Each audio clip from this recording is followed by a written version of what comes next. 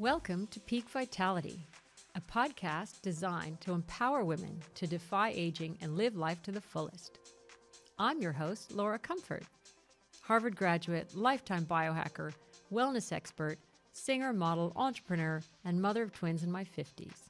I'm thrilled to bring you the latest science, lifestyle tips, biohacking techniques, and longevity secrets from my own experience, as well as leading experts and world-class pioneers around the globe, to help you rethink aging, thrive physically, mentally, and spiritually at every age. After facing my own challenges, I'm passionate about health and wellness, educating and empowering others to optimize the aging process and live a long and healthy and vibrant life. Let's begin this journey together, right here, right now, on the Peak Vitality Podcast.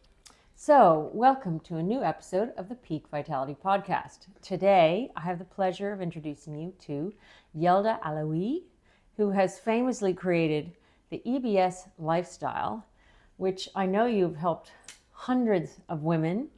It's an anti-inflammatory platform, really, to help correct. It's all about gut health and your gut microbiome.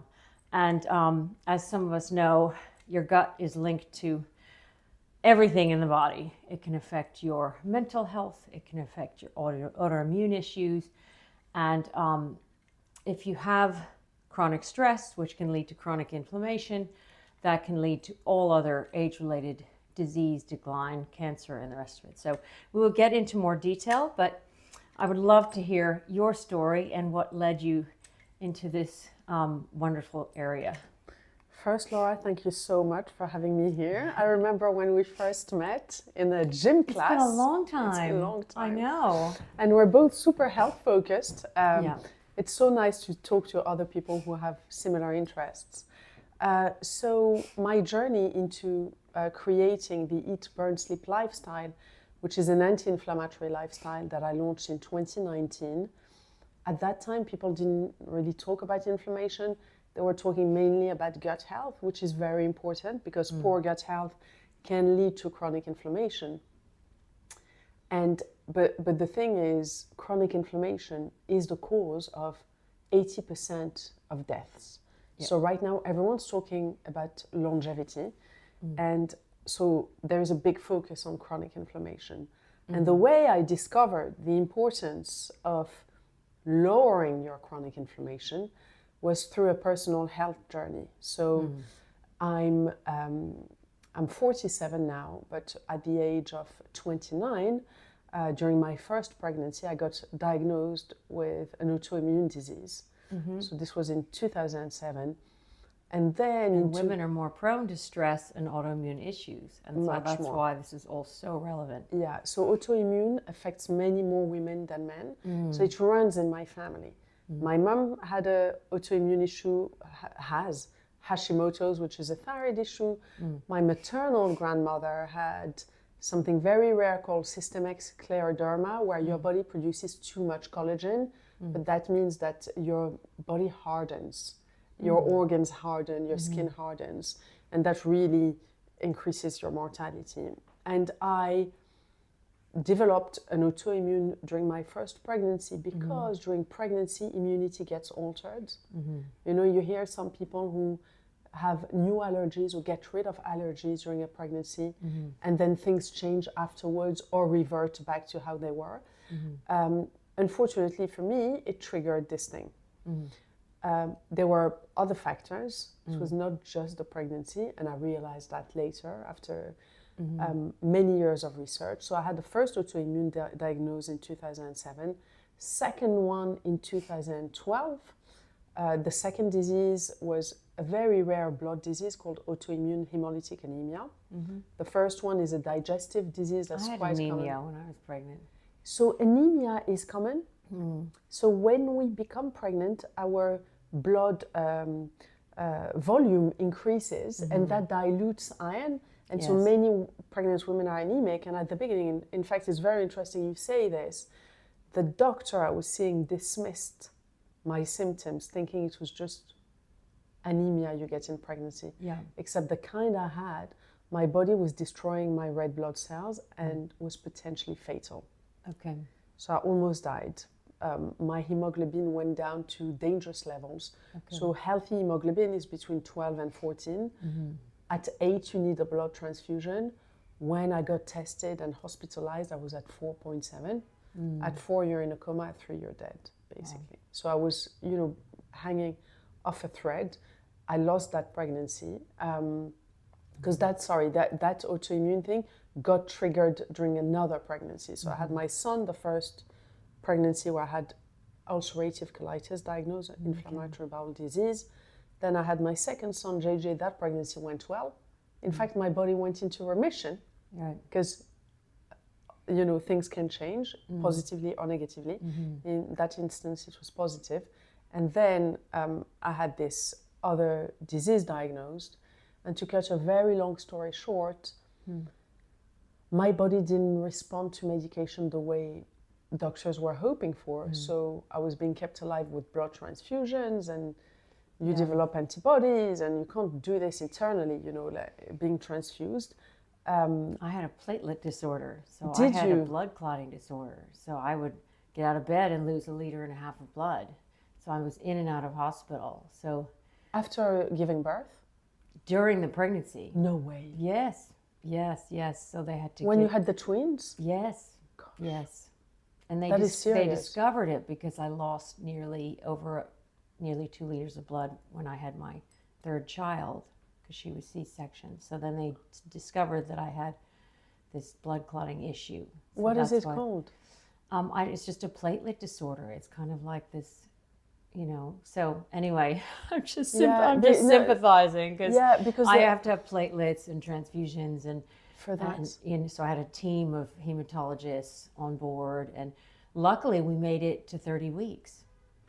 So 30 weeks? Hematology is very They were complex. 6 weeks early. So no, I started bleeding at like 28, 29 weeks, but I made it to 30 Yeah, through 4 weeks. that's pretty good. So, but anyway. Yeah, so hematology is actually very complex. It's the most complex side of medicine because blood evolves and changes. Yes. So I can empathize. Were you at Hammersmith Hospital? Chelsea, Westminster. Okay, but they're very good with hematology. They're Yes. really good. Yeah. So I was in Hammersmith Hospital. I'm asking you all of this because I have a clotting disorder as well, but that actually didn't show up during my pregnancies, and I've never had an issue. And interestingly, the body made up for. So I have a factor of coagulation that's missing, factor 11 deficiency. It's what it's called. And the other factors went higher than they should have to make up for that. Isn't that crazy how clever the body can be sometimes? Anyway, coming back to my story, I was on very heavy treatments.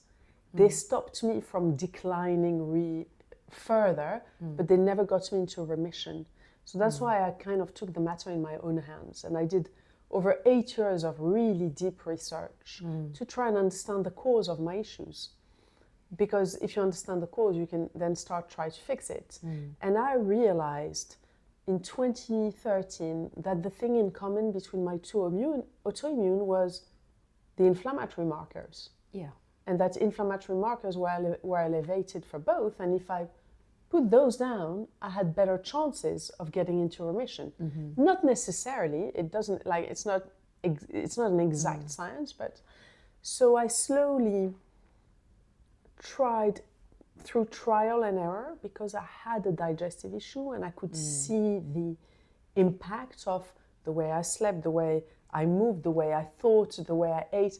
In a way, in my lack of luck, I was lucky that it was a digestive disorder because I had feedback immediately. And slowly, I created this method. Often there's like a health crisis. Yes. And then I'm sure you're similar. We're both, very much into research, voracious readers. And so for me, I had a not so similar, but a similar experience in terms of I had, no periods and cysts in my breast, totally cystic breasts, cystic ovaries, no periods my whole life. A lot of elite athletes have PCOS and accelerated aging. Yes. That means your chronological age is higher, Yeah. is lower than your biological age. Correct. And that's because of chronic inflammation Correct. and the chronic stress put on the body. And Yeah. so I was on the fast track for accelerated aging, and because I was always a runner and had all the, the fat phobia, was eating all the wrong foods, and so I was completely infertile at the time. The doctor's like, so I had to dig deep into research myself. So it was also sort of linked to fertility issues and rediscovering, trying to figure out what's wrong with your body, right? And but anyway, so that's when I started I think we're lucky that our research started at a young age. Yes, because a lot of these biohackers, they have a health crisis in their 30s or 40s or whatever, and then they correct it. So I think in hindsight, maybe we're lucky that we started this journey early enough to correct some of the damage. And so for me too, it was all about nourishing my body and finding out how I could correct the inflammation and the damage that I had caused as well. I couldn't agree more, because I have the Eat, Burn, Sleep platform, which is an online anti-inflammation platform, which is very affordable and very inclusive. I also have an exclusive offering where I take private clients, complex cases, to whom I offer the same. I'm offering them a level of service I wish I had when I was ill, someone who can think for me, think clearly and research. And oftentimes people who come to my practice have had, doctors were not able to fix, and then they come to me. Yeah. And unfortunately, there's a rise of people who are very young with very complex issues. Yeah. And it's interesting that you're talking about athletes, because I've recently had two young people, separate cases, but the thing in common, really high achievers, Ivy League, athletes. Sounds like me, but yes, it's often the high achieving professionals, also the elite athletes. Yeah. Way more PCOS, and it triggers. Because I think what people don't realize is the body. You have to treat the body in a holistic fashion. Yes. This is 360, because it's an integrated system. Yeah. And everything, it's like a domino effect. Yeah. So if one thing goes down, it affects, and if you look at the gut-brain axis, and if you look at, I interviewed someone recently, she discovered the first essential fatty acid in over 100 years. And I looked at some of her studies, and once she introduced this fatty acid, it affected everything from diabetes to depression to mitochondrial function, of course, and inflammation, of course, but it's all linked to inflammation and the gut and diet, and then everything is connected. Because I've also done some research, interestingly enough, on Einstein's brain and glial cells. And often if your glial cells, which are the support cells to your neurons, if they malfunction, you can get PCOS and you can get mental health issues. Oh, I had no idea. I'm going to look into that. Yes. Thank you. Yeah. So I just find it all sort of fascinating. And so what you've created is fantastic, because you're helping women, and you have to address multiple issues. Obviously, you deal with stress and movement, and I am too, with my sort of, I call it my SMILES method. Whether it's sleep, eating well, stress management, inner balance. For me, it's like the 5 key pillars of biohacking. You have to look at the whole body. Absolutely. And the whole lifestyle, as well as obviously nutrition. Nutrition is key. Couldn't agree more. So what you're describing with PCOS, I've seen people similar to what you went through, which is being a super high achiever, being an athlete, because so far in your life control has paid off. You tend to extend control to the food, which actually puts the body through extra stress, so that's cortisol, so that leads to further inflammation. And I've seen people develop very young, a step down from PCOS, which is diabetes. Yeah. Yeah. Because you've My restricted so much, you've had so much cortisol, there's a point where the pancreas just goes funny. Mm-hmm. And I had a client actually who had something crazy called postprandial hypoglycemia, meaning that after each meal, her blood sugar levels would go so high that the pancreas would go crazy with insulin, and then it would go so low that she could fall into a coma. Mm. And when she came to me, she had, she was on 4 or 5 medical treatments. She was with the best endocrinologist in the US. And yet her blood sugar levels were not stable. Mm-hmm, mm-hmm. At the beginning, it was a bit daunting for me to have someone like this, because after every meal, I was just texting her, "How are you? Have you measured your bloods? Are you alive?" But within 2 weeks, we fixed it. Mm.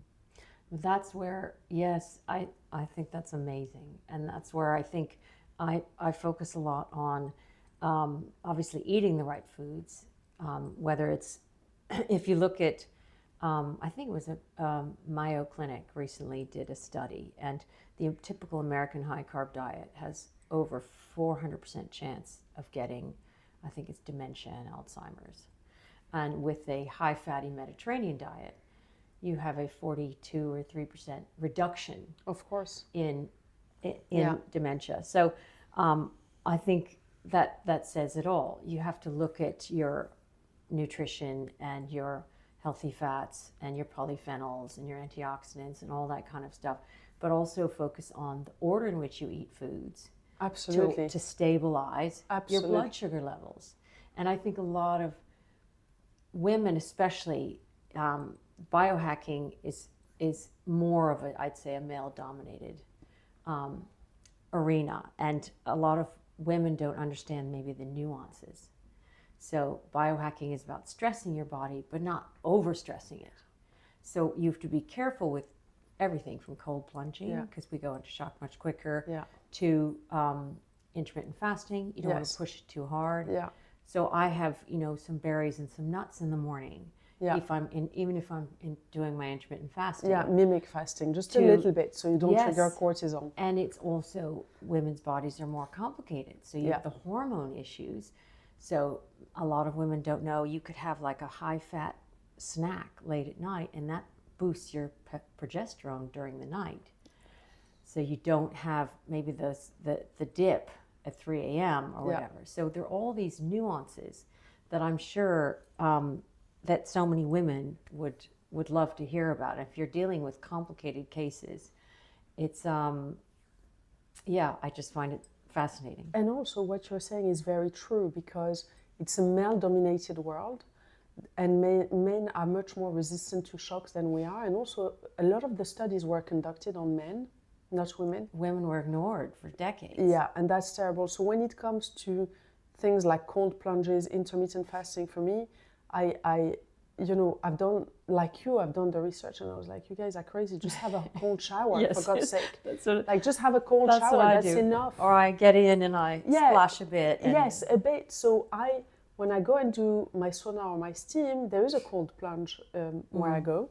I just put half the legs. Yes. I sit by the side. I don't need to put my entire body. We've seen, actually, there was a woman who did cold plunging a couple of years ago.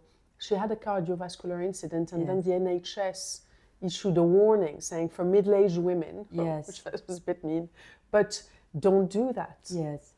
Well, if you're fit, you're not supposed to do cold plunging at probably more than 3 times a week anyway, male or female, because then it can have the reverse effect. Yeah, it stumps muscle growth, actually. Well, it's not recommended right after weight training, because it'll diminish the progress you're trying to make.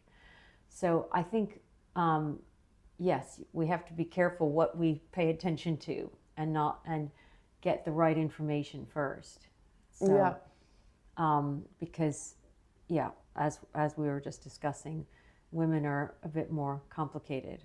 Much more. And more sensitive to stress in general, and I think it's wonderful what you're doing, because the gut is it's linked to everything, isn't it?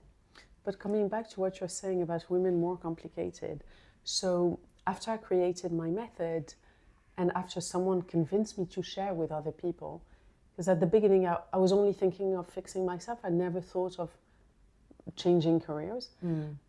Once I've decided to do that and help people, I went back to school because, like you, I like to have, I like to do my research and have my degrees and do things right.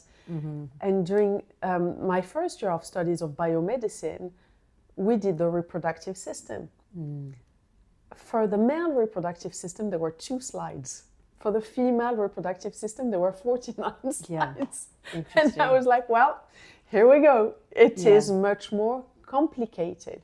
Yes. So it's not a black or white thing. And what you see on social media, when it comes to health advice, it's very much black and white, when actually the truth, particularly for women who have complex bodies that are evolving from the moment you're a teenager to childbearing age, to perimenopause, menopause, and so on, it is all in shades of gray. It's not black or white. It's complex. And your lifestyle affects everything, obviously. Yeah. And that's why, if I'm sure, like you, if I do consulting work, or I have some friends I've helped get pregnant and things like that, because I've had my own fertility journey, and so it's wonderful, I think, to give back if you know,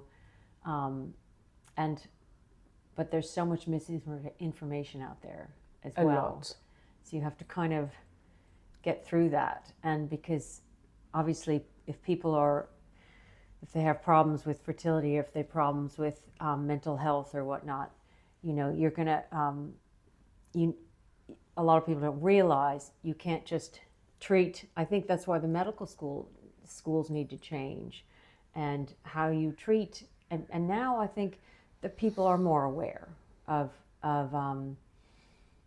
getting a functional medicine doctor and getting advice from that. You can look at your body holistically, and you can still appreciate modern medicine, but at the same time there are wonderful holistic doctors out there, functional medicine professionals who can help as well.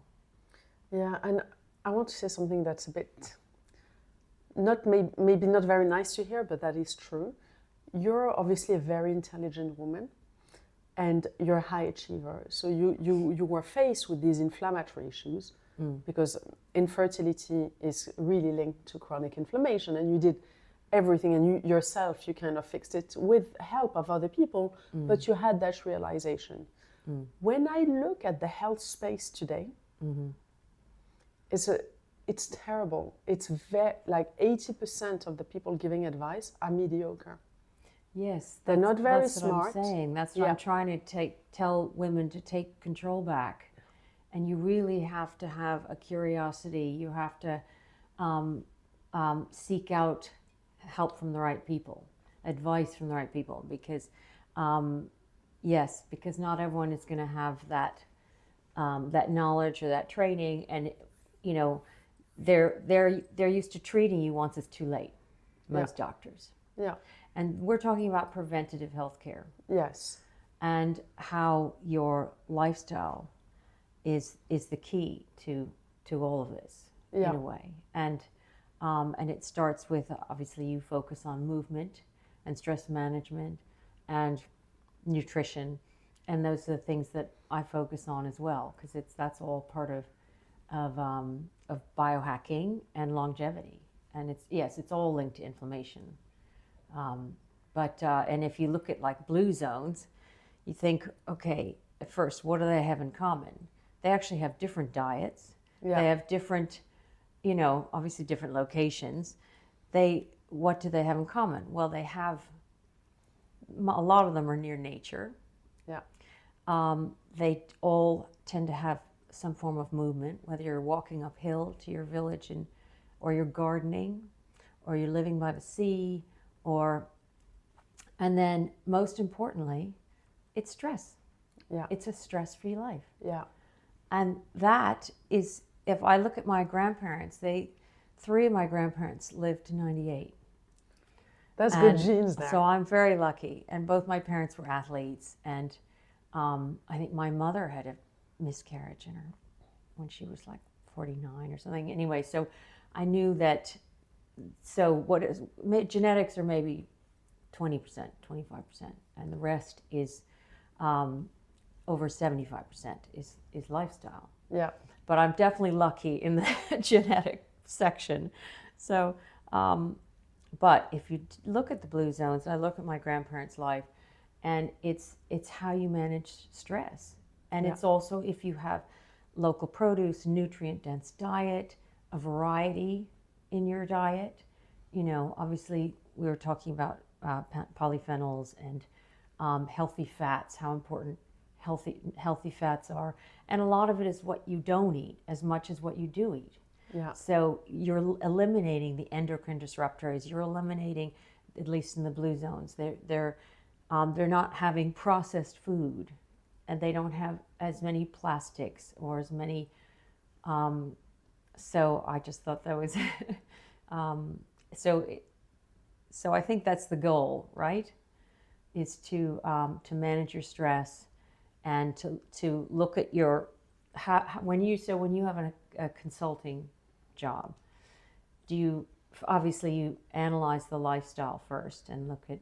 So in my private practice, so on the platform, it's my generic method. So it's the anti-inflammation and you have sections. You have a section for PCOS, one for perimenopause, one for even cancer support. Psoriasis, autoimmune. I mean, there's so much on it. We've got like 50 different goals and conditions with a protocol. But in the private practice, what I do, although the solution that I give is under the anti-inflammatory umbrella, I really zoom into the detail and try and give as much personalized advice as possible. So I start with a 90-minute consultation. Sometimes it goes to 2 hours, and I try and map out the person's life all the way to their birth, and also their DNA. And they're also mindset as well. Yeah, so it's crucial. So the mindset comes as we work together. At the beginning, it's very much physiology and genetics. So you go back to the childhood as well. Yeah, I go all the way back. Because it's often not talked about, but what I include is, I call it your story, your life story. Yeah. Also will affect your lifespan. Yeah. And that's whether your access to nutrition as a child, any depression as a child, any trauma, all those things can actually affect your rate of aging now. So in a way, you're smart to go back and look at. Yeah, so at the beginning I do it physiologically, and we start with what I call the initial plan. And so to talk about the body first, I'll give you an example. One day I had a woman who came to me with an aggressive breast tumor. And I've done research on that particular type of tumor. I found that DHA, which is an omega-3, but that type of omega-3 had been shown to create apoptosis, which is cell death, cancer cell death in this type of tumor. So she was based in the US. I went and sourced a clean brand of DHA for her to supplement as she was going through her chemotherapy.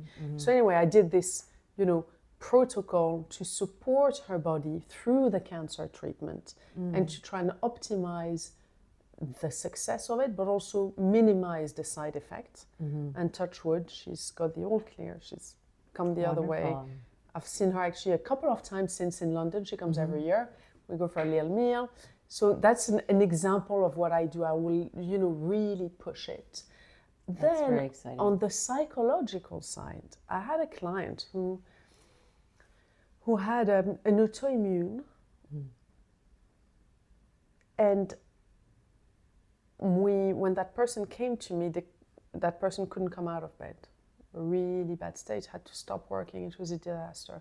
Really high achiever, very intelligent person. That person had lost her mom when she was 12. And by going over that first consultation of how health evolved, I really had a feeling, and I ended up having this conversation with her, that shock started changing the way cells were behaving. And autoimmune is very, very linked to repressed anger, repressed emotions. And when I said to her, I said, I think that day the processes might have started. And she was like, yes, I know. Because so I said, it's okay. I know it's hard, it gives me goosebumps just talking about it. I know it's hard, but we get a chance.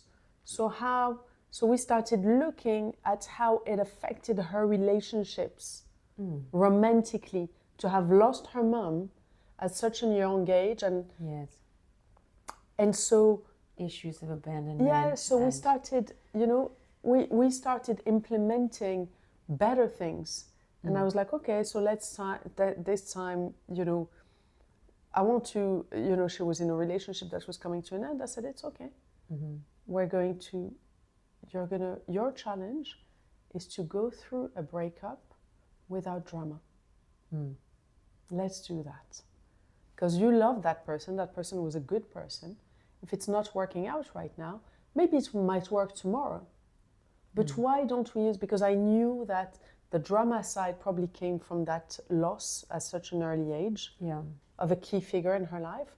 And actually she went through that breakup with no drama, got better, and they ended up going back together and everything's fine. So I feel that she managed to heal some of them. I think we all come with our traumas, and it's the hand of card we're given. Physical trauma, psychological trauma, and I like to transcend.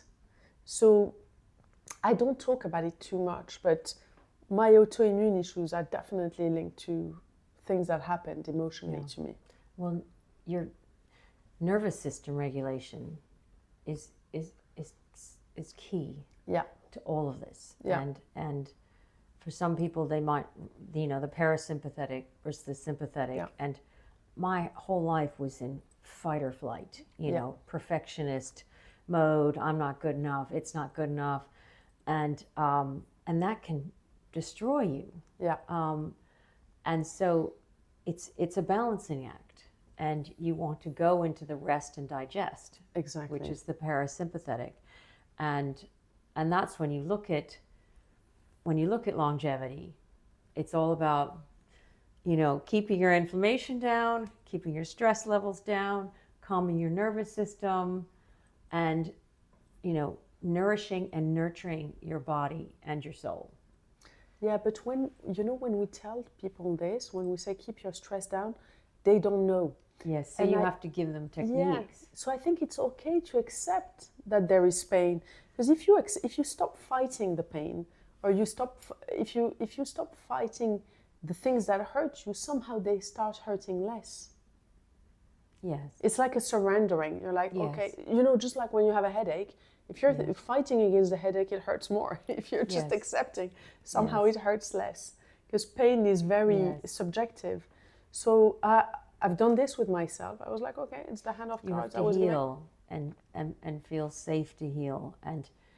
And at least for me, I developed kind of like a toolkit to help with day-to-day stress. And some people rely on breath work, and some people, I have a rebounder, so I love to do the rebounder, or I have a power plate as well, and or self-affirmations, or just a mindfulness practices, or meditation, or yoga, or what I mean. There's a lot more in the toolkit now that can help you handle day-to-day stress and release some of the trauma, as well as help your lymph system and all of that. So definitely, self-affirmations have it's a simple thing. Yes. But to tell yourself I'm okay is really powerful. I'm safe. I'm safe. I'm healed. I'm powerful. I can do this. Yeah. It's amazing because the body is so receptive. So a lot of people are familiar with Hashimoto's studies, and I think you did one with rice as well, where you say negative comments to one batch of rice and positive to another, and the positive batch of rice survived so much longer. The other one went brown and rancid, And if you think about it, we are energetic fields, and our cells are receptors, and we absorb everything we hear and say to ourselves as well. And that's why it's very powerful. You have to really be careful what you say to yourself, and also what you say to others. Yeah. I think that's fascinating. And what our body tells us as well. Yes, because That's your mindset can change your biology. And so if you say to yourself, I'm healed, I'm strong, I'm safe, I can do this, it really affects you. So, this has obviously been really studied, neuroplasticity and so on. And I realized this when I was ill, because my parents are atheists, so I grew up without a religion. But when I was in hospital, I started praying for the nurses who work so hard, and they're not really paid well. So they're such giving people, so I was praying for them. And then I was lucky enough to have a nanny and a housekeeper who were looking after my boys, and I trusted them 100%. So I started praying for them and thanking the universe for having them. And then I started praying for me. Yes. And whenever I did, the next day I had less symptoms of colitis. Gratitude is so transformative, and people don't realize the power. So it was a major pillar in my remission. The gratitude thing and the visualization of getting better, because I was saying thank you for the nurses, for Alma the nanny, for Q the housekeeper, and then I was saying, please help me. And I was imagining a healthier colon, healthier blood. Exactly. And then it got better, and I was like, The power of the mind and the power of visualization. Yeah. And I was like, whether this is God or it is my brain, it's working, so I'm doing it. Yes, yes. So it became part of my method. Yes. But I'm very impatient. So it's only 5 minutes in the morning and 5 minutes in the evening. Yes, but that's so But it's important. enough. It's so, so important. Yeah.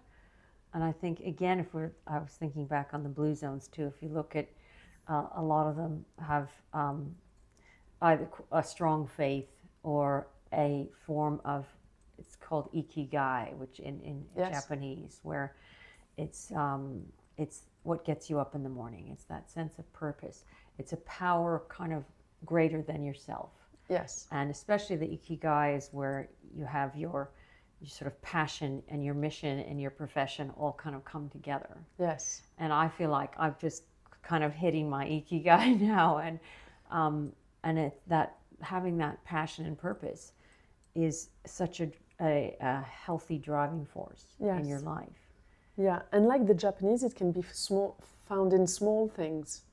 Yes. When they perfect the making of a sushi or just... But taking care of your garden. Yeah. Or taking, and yes, having that gratitude to the universe that brings health and abundance and all of that. Purpose is really important, and I think the ikigai thing allows people to get into the flow. Yes. So, sportsmen get into the flow, chess players get into the flow, excellent businessmen get into that. When we're passionate about a client, you and I get into the flow.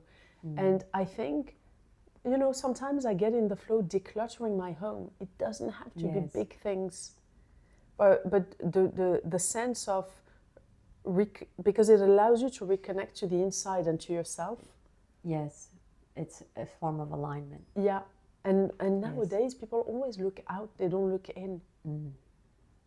They're always looking out, whether it's on their phones or buying the next thing, or they're trying to get pleasure. Fill the gap. Yeah, yeah, or food, actually, food addiction, And all of this it's like trying to fill a void with temporary pleasure rather than trying to realign yourself for happiness. And find the gratitude within for what you do have.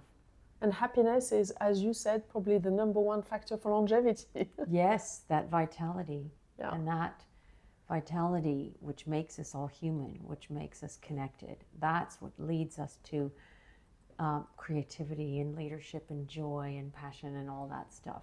And so, anyway, it's been fascinating. We can talk forever. Yeah, I know. I think on that note, I want to thank you so much for coming. This has been a fascinating conversation, and I Thank know you. it's going to be continued. And I would love to have you back sometime soon. Thank you, Laura. I'm a big fan. Thank So you. yes, look out for her fabulous system, Eat Brain, where you'd have a 6 weeks program, and yeah. you also have a So the Eat consulting. Burn, yeah. So the Eat Burn, Sleep, yeah. We have what we call the 6-week reset, and then you continue afterwards. So the 6 week is because it takes 6 weeks is a quarantine. It takes around 40 days. It's a cycle for humans Yes. to reset the body, and then you continue, but you get more treats after the 6 weeks because Yes. one has to live. And then I deal with complex cases in my private practice. Yes, exactly. Yeah. Wonderful. Thank you so much for Thank coming. you. I really appreciate it. Thanks for having me. Thank you for joining us today. If you enjoyed this episode, don't forget to subscribe and stay tuned for more tips on living your most vibrant, youthful life. Until next time, keep biohacking your way to peak vitality. Come join us on our next episode when we'll dive deeper into empowering women's health topics. And for those of you who want to take their health and longevity to the next level, you can take my free Biohack Your Life quiz to find out, is your lifestyle adding years to your life or taking them away? Reveal your score in minutes with this quick and insightful quiz to help you uncover your current lifestyle habits and reveal personalized biohacking tips to boost your health and vitality. Remember, it's never too late to step out of your comfort zone, rejuvenate your body, reignite your vitality, and reinvent the life you love. I'm Laura Comfort, and this has been a Peak Vitality podcast. Let's step into a future of vitality, resilience, and boundless potential. Stay tuned, stay empowered, and keep reaching for peak vitality. Until next time.